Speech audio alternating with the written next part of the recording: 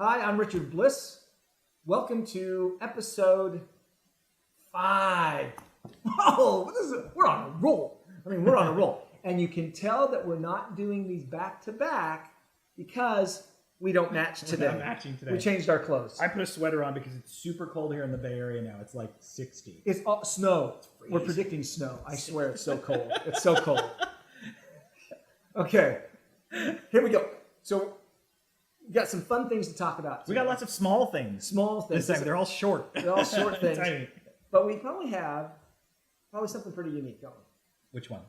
What do you mean, which one? one? You're going to point. Oh. Yes. Oh, yeah. Okay. Why don't you grab one of those? All right. You can barely see it right now. Why don't you go straight to the camera and put it under? We'll put it under the You know what camera. that is, people? That's chocolate polyhedral dice. Yes. Now, this was a Kickstarter project. A long time ago, actually. Does that mean the chocolate is that old? No, Okay. Chocolate not that old. Can I open it? You can open it. We can eat them right now. Oh, sweet. Could you save the D20 for me, though?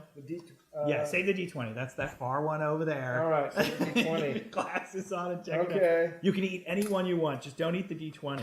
Okay. You know what's kind of funny? I just made the joke about the weather, too, and being in the San Francisco Bay Area that we are. The guy uses Ghirardelli chocolate, which is very famous here in our San Francisco Bay Area. It's 60% cocoa chocolate, and go for it. Why not? Oh, good. So we're selling these. I'm gonna have my D20 right now. Okay. So these were a Kickstarter, but he just fulfilled them for Kickstarter. But then he had to get the money for mass production. Can you still hear me? So that's pretty good. Yeah. He was also going to do hard candies, like Jolly Ranchers. Right. But the molds were breaking a little bit, so we're concentrating on the large volume of chocolate right now through the winter. Oh, awesome Christmas gift. This is an awesome Christmas stuffer.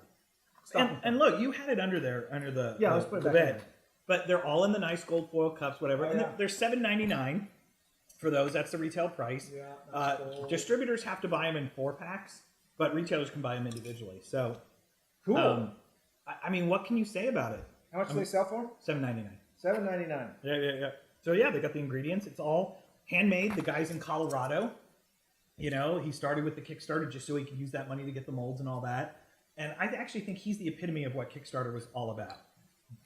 Get his starting tools, satisfy some people, and now I have molds. I paid the money for the molds and blah, blah, blah. And then he's like, I'm going to do mass distribution now. Here we go. So yeah.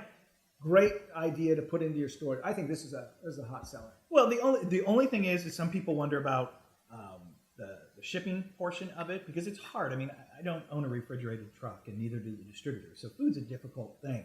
But he's making them to order. They have a shelf life of several months. So as long as we get them out and move them out of the warehouse fast, we'll do them in batches and get them on out there. So you can't read the ingredients there. We can try.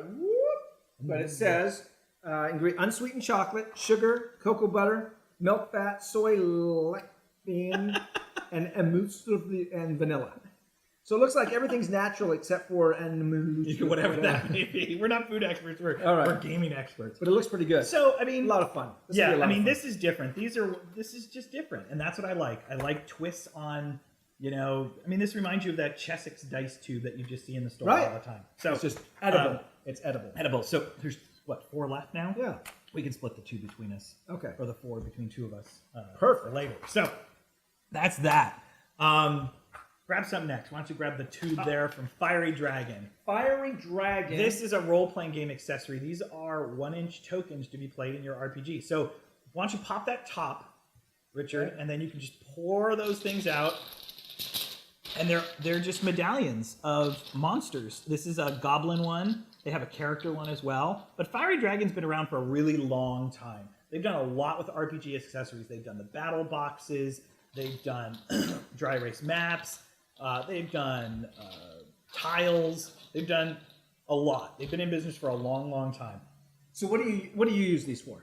When you're playing on your 1-inch by 1-inch RPG game, and instead of miniatures, the GM can use these for mass combat. Got some cool wolves. He's into wolves, obviously. Here's some wolves. A goblin. So accessories. I always like accessories. Very cool accessories. The reason I like accessories is because they have, in my opinion, the biggest potential chance for being an evergreen product because They just keep selling. they just keep selling. They just keep selling forever. Perfect. So let's grab that one. This one? Kill the Overlord. Kill the From Overlord. APE Games. So the APE Game guys, you'll know because they've done some things in the past. APE Games has. Oh yeah. What have they done? Really? Is this a break? Yeah. They're the Order of the Stick guys. So if you've seen the Order of the Stick board game, that's their big thing. They just recently came out with Rolling Freight, which was a Kickstarter. This was not a Kickstarter to my knowledge, and it's more of like a cross between Hex and Guillotine. So it's a you don't want to be executed. So the executioner is going around to each character, and you basically want to prevent the executioner from stopping on you and chopping your head off. Check out the art cards. Pull these big, oversized art cards out. Those are really cool. Those are the character cards as well as the executioner and the overlord character cards. And each character has a male and female art side. Each side is the same in terms of what it is, but it's just male versus female. So it's very cool. I think it's a nice little twist on the game. But it's like hot potato. So the executioner is someone similar to like playing hot potato, and you're moving them around. But there's ranks involved, and then gold, collecting gold, and then you eventually move characters as well. So, ironically, this game was designed by another one of our clients who did this game, ironically. The guy who owns this game company. What is that game? This is level 99, and it's BattleCon, War of Indines, and it's a fighting card game. It still has the plastic on it, but that's a game we've had for a while. But the guy who designs that and owns that is actually the designer for APE Games for the Kill the Overlord game. So that's one of his games through another company. These are cool. Yeah, we're going to actually play that tonight afterwards, people. Oh, cool. We're going to play with our group. And why? Because it's 8 players. It's actually 4 to 8 players, which is very unusual. But I've noticed when we play our game nights after all these lovely vidcasts, we're getting more and more people, and we need games that accommodate a large amount of people. Right, because I think tonight we're anticipating maybe 15 to 20. Woohoo! Yeah, so you can tell that we're kind of in a big room. This is a big room. We have tables now set up that'll seat about 16, so we should be good. I want to talk about the quality because they can't see it, but I can feel it. This is a very high quality card. High gloss, stiff card, heavy paperweight. This is nice. Well, and the one thing, this is kind of a partial boring conversation if people care or don't care, but cards from India, they'll be heavy gloss and very thin. This is not very thin, but it has heavy gloss. So I'm kind of wondering where it's from. It might not be from China, but it's still good quality. You are right. These are very nice quality cards. I like the feel of these cards in my hand. Well, I like the oversized cards too, even though they're character cards. They have the same quality feeling. They could have just put them on regular same size, but they didn't. I like this. So this is a very tactile, enjoyable game so far. Yeah, and it's only $25, so it's quick and easy and all that other stuff. Like I said, we're gonna play it tonight. And here are the rules. We're gonna play it with you. You can throw the black and white rules. One page. No, I'm just showing the simplicity of one page of rules. Yeah. Oh, back and forth. Yeah. One page of rules. Okay. So we'll talk about that. The next one is here in the middle, and I'm getting like my arms down here, like I'm about to have some emotional speech right now. We're going to talk close and sultry. There's memories of Dragon Dice. Memories of Dragon Dice. It's true. Everybody wonders. They go, "Is Dragon Dice really that game still around?" Is it still around? It is, and we sell tons. And we sell tons. Okay, so here are the new ones. Take the 2 new okay. packs, and they're you can open up and show the dice. Now, Dragon Dice, yes, the company SFR, they took Dragon Dice back like 10 years ago, and everybody said, Dragon Dice, and what's in there? there's custom dice. That's the cool part about Dragon Dice. Custom symbols for each of the factions and everything. Oh, and these are nice dice. They're super hefty dice. Wow. Here, we're going to do a sound check. Sound check. See, not a lightweight. Those are nice, solid dice. Yeah, and you know what? The size actually means something in the game too. Really? Yeah, I used to play Dragon Dice back in the day. So, and then when they first came dice, big Yeah. dice, medium-sized dice. And then this is an older product, but show this real quick. This is how the starter sets come. That's what's called a kicker pack. And then these are the starter sets. They're 2-player starters with 2 factions ready for you to play. So, What is that? So what's inside here? 2 factions. Can I open it? Yeah, actually, here. I think it's sealed. The top. No. There you go. I didn't open the bag, but those are 2 factions inside with 2 special dice as well. So, I mean, we sell a lot of Dragon Dice still, and we get a lot of retailers saying, hey, Aldo, I can't get enough Dragon Dice.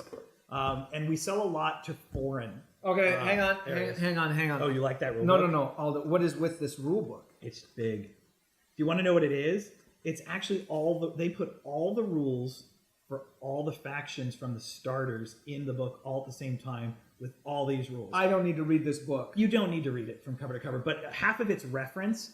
If you actually see where the symbols are, they're reference. I need to let everybody see that. Kind of like an encyclopedia or a dictionary. It's like you're all freaked out. It's like, holy cow. So yes, so this is what he's talking about. Right there, you can see those are references rather than actually rules. Okay, because this is... Don't be stressed. It's a heavy... I don't do heavy manuals. So this is cool. Yeah, but check this out. And these are cool too. These are actually, again, something we can't do Are we touching. playing this tonight? It's only 2 players for out of that pack right now, Ooh. but feel how nice they are. We feel how nice. We Can can't you do feel that. We can't do that. But there are 5 different bags. It feels nice. These are cool. So here's some imagery, artwork. And these are limited edition. And I know everybody goes, ooh, limited edition, but it means that it was a limited production run. They sold some at Gen Con, and basically they had to make a minimum print run for each one. So after Gen Con, they sent them over to us after the fact, and we're just going to sell them. They'll probably be sold out in another couple of weeks because it's just a small amount. I kept that on to show the packaging. I know the plastic shows a glare, but I wanted people to see the hang tab and everything, the retailers to see that. So hang tab. So, and each one has a nice little card to back it. And I like this. I love it. Oh, this is cool. Okay, price. How much do these cost? $6. $6. How much did this cost? What is that? 18 or 20? I don't know. That's what I'm asking. $18. See, I'm pretty good the first time. $18. And then each kicker pack is like. And for that $18, you get a massive rule book. Okay. All rules, darn it. And then these are. Those are $10. $10 per kicker. So the new ones are the dwarves and the goblins. Dang, these are cool. Look, you know what? I never even played it, but I have dice. Lots of dice. These are cool. They're custom dice. They're really cool. Great. Somebody's calling me right in the middle. Why would they call during the whole thing? Who is that? So just cancel them. So let's give that to be the hint to move us on to our next one. Okay. You got a lot to put back together over there. You've made a mess. Oh, actually. this is cool. Oh, hang on. You've made a mess. The next one, this is another Blue Panther game. We're only going to talk really quick about this because we talked about them last time with their dice towers. But they like to make a lot of wood-based games, but they're putting most of their new games in actual boxes. So let's just quickly give them a quick flash of the camera. Oh, sorry. Did you eat them all? No. Okay, you got to save the last 2 for me. I am. A 6-sider and a 12-sider. So I didn't eat the 20-sider, did I? No, I ate the 20. That was the first one I ate. So Magnet, is a wood game. He laser etches all this stuff into it, but they're transferring to traditional boxed board games like this and doing a lot of the components themselves. They have their own production facility, their own lasers, all that other good stuff. So it's an abstract strategy game out there. The race to be the Duke, as they like to put it. How much does this retail for? That one's only $20 or $25. Gosh, that's horrible. You just asked me and I didn't have the answer for you, Mr. Retailer. And it doesn't say it on the back. Darn it, $25, I'm pretty sure. But obviously, quote me. Don't quote me. Isn't that horrible? Should I have looked it up? No. Nobody's going to listen to us anymore. Okay, last one. And then we're going to talk industry shop stuff that you feel like. Role-playing games, your favorite. Woohoo! You can never have too much RPG. It's so easy to print an RPG. A siege engine game for the pulp era. Yes, Amazing Adventures from Troller Games. Folks, if you don't know Troller Games, their siege engine is Castles and Crusades, which is their fantasy, first edition, old school type feel fantasy. And everybody goes, oh, old school RPG. Well, the irony is Castles and Crusades from Trollers has been around for over 10 years. They were like the first. They were doing old school before old school was cool. So they've been crusading for 10 years, as we like to say. And this is their siege engine, but in pulp. So it's Amazing Adventures. It just came out. If you have people that you sell CNC to, they're going to enjoy this because the engine's going to be very familiar. But obviously, it gives you the opportunity to drive people to the siege engine from that game. So I wanted to make this quick and easy. this time because I figured we should spend some good time talking some industry. We should. What do we want to talk about? You think of something, and I'm going to eat another piece of All chocolate. right. So I get questioned a lot because of my podcast. Over 100 episodes talking about Kickstarter games. And, we're looking at probably expanding that into just talking about board game, the industry, because a lot of our topics are. But one of the top questions is, and this isn't really for retailers, but maybe a Kickstarter person's watching, how many copies of a game should they produce? As little as possible. Okay, as little as possible. What does that mean? Well, I'm really conservative, and I always tell people to do that because I've seen 9 times out of 10 we just sit on inventory. Even the smallest of print runs, which for most part you can go to China, and 1,500 is really okay. So let's talk some numbers. I put up a game on Kickstarter. I get 600 backers, which is pretty good. Pretty good. That's 600 backers is quite a few. Mm-hmm. So a $40 game. Mm-hmm. Okay, it's going to retail for $40. I get 600 backers. How many copies should I make? That's a fine line. I would say you could go to 2,000, but I would still even consider 1,500. So what are the costs that are associated with here? Well, for the most part, a 2,000 print run game, your break even is going to be 800. So to go from the 600, 800 copies, 800 copies, most likely will be your break even. About that. Again, I'm not saying this 100%, but it's about that. Rule of thumb. So think about it. You've pre-sold 600 at full retail. That probably pretty much covers the 2,000 print run. Okay. So that maybe after shipping and whatever, but yeah, I mean, that leaves me 1,400 copies. And I think I've told you this when you interviewed me for your podcast when we were talking numbers. For the most part, we're selling 300 to 500 in distribution of a new or unknown game. Over what amount of time? So when you say 300 to 500, you're talking about for almost the lifetime of the product. For the lifetime of the game. For the most part, like you'll sell 300, let's say, out the door because everybody's really conservative and safe. And then depending on how it sells off the shelf. So a hot game is going to sell how many a month? So we got the first 1,000 out of the way, 600, and then let's say 400 in distribution. Sure, that's 1,000 out of the way. 1,000 out of the way. That gives us another 1,000 because we did 2,000. Let's just say. So a hot game. Let's say it's a hot game. How much is it going to sell on average a month over the lifetime of that 2,000? I pray for 50 a month. 50 a month is a hot game, which is 600 a year, which on an extra 1,000 copies is almost 2 years to sell. But there's two years. So there's almost a trickle effect too. That 50 could go to 45, 40. And that's a hot game. Well, and when you say hot, it's hard to say because, I mean, no, it's never. It's Carcassonne, Settlers of Catan, Ticket to Ride. Ticket to Ride. Those are the top 10, the top 20. You and most people, or everybody else, you fall into a different category. I'm sorry. You've got to start somewhere and hopefully burst through. There have been, people I've seen from start to finish or from start to growth, like Flying Frog with Last Night on Earth. They're not a client, but it's a great example. Saw him at Gen Con in this tiny little booth doing his game with his makeup. I mean, look at him. I'm pretty sure that they do it full time, and they've got tons of games now.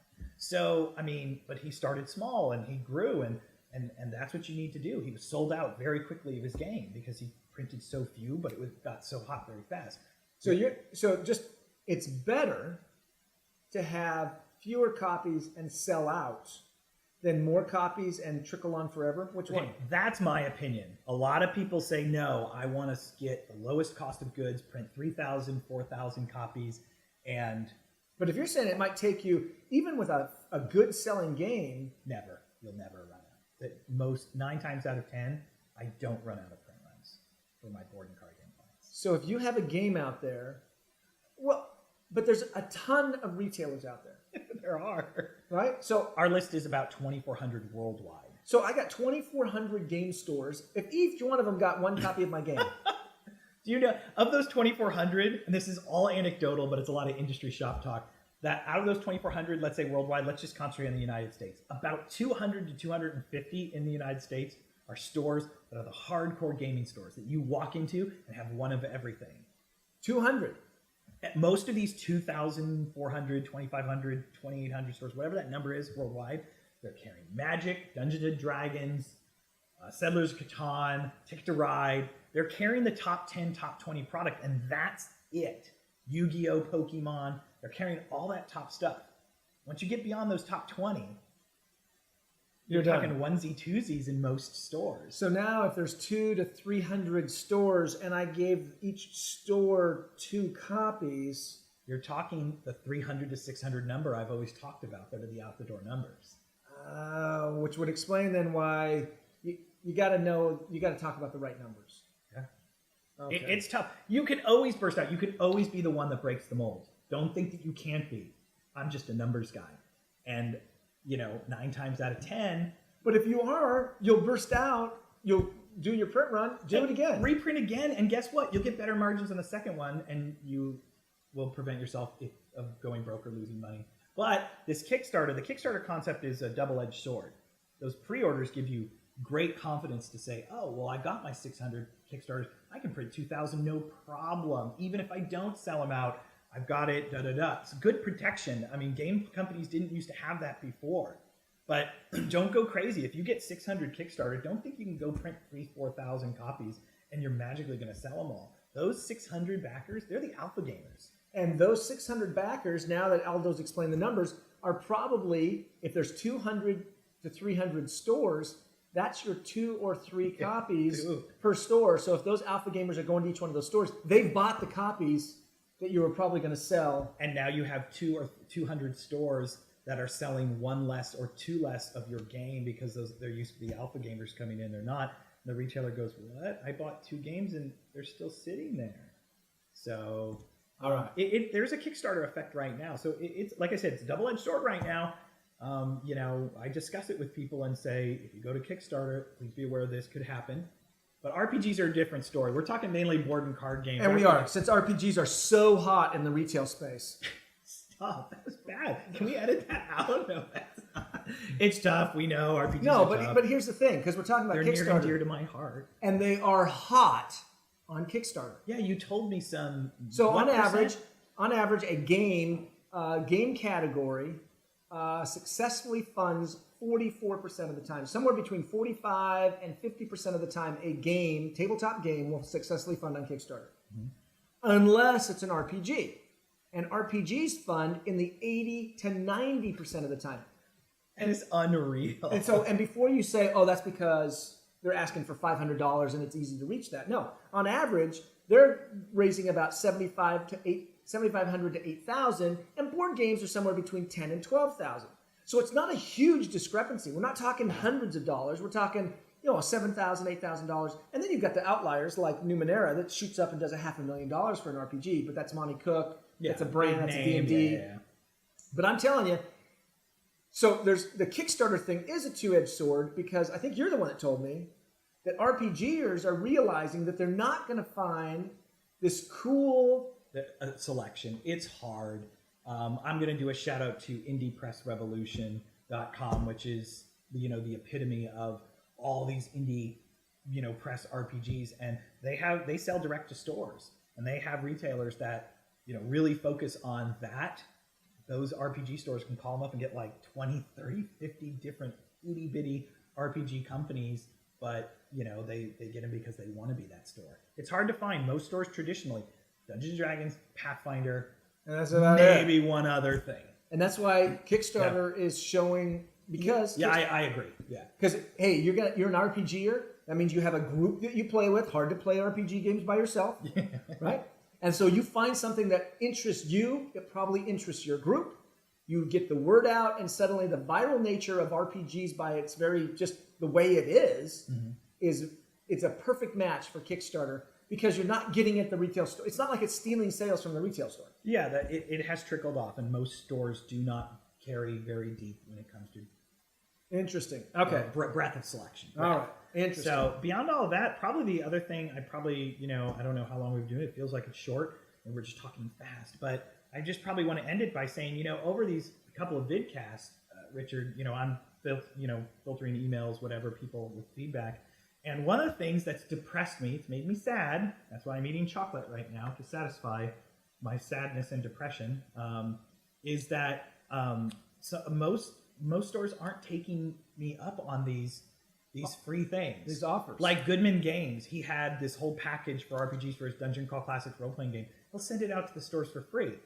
And like I've seen stores going, hey, we're running Dungeon Crawl Class. I'm like, well, did you get a demo kit, a promo pack? And they're not. So why aren't you doing that?